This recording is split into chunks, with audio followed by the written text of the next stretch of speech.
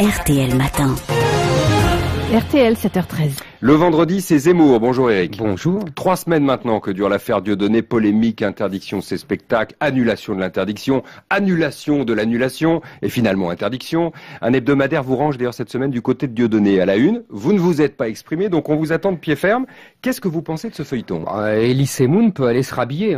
Dieudonné a trouvé un compère bien plus efficace pour rameuter la foule à ses spectacles. Depuis des semaines, Manuel et Dieudonné ont fait un tabac. Dieudonné remettra sans doute un jour une quenelle d'or au ministre de l'Intérieur. Valls voulait apparaître comme un républicain impitoyable, un combattant antiraciste.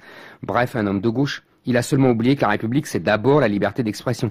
Ce mélange explosif d'amateurisme, d'obsession de communicants, de partenariat communautariste avec le CRIF, sans oublier le Conseil d'État sommé de renier dans l'urgence toute la tradition libérale du droit public français, révèle le désarroi de la gauche, de ses élites politiques, administratives et médiatiques. C'est la gauche qui nous a appris depuis mai 68 qu'il est interdit d'interdire. C'est la gauche artistique qui nous a enseigné qu'il fallait choquer le bourgeois. C'est la gauche antiraciste qui a fait de la Shoah la religion suprême de la République et en même temps a parlé de rafle à chaque fois qu'une Léonarda était renvoyée dans ses pénates.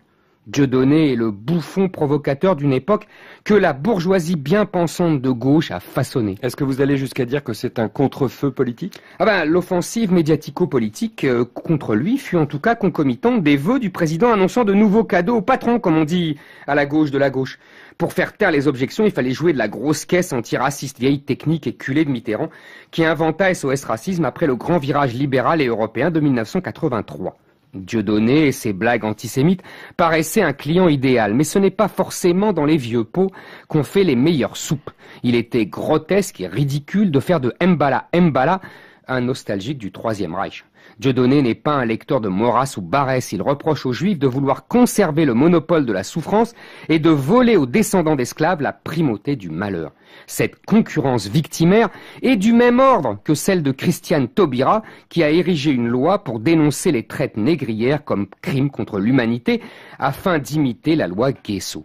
Dieudonné est l'enfant, sur le plan politique évidemment, qu'Harlem Désir et Christiane Taubira auraient fait ensemble. Son public qui se presse à la main d'or, c'est la France black blanc beurre de la diversité que la gauche exalte depuis 30 ans. Ceux-là même qui ont voté massivement pour Hollande en 2012.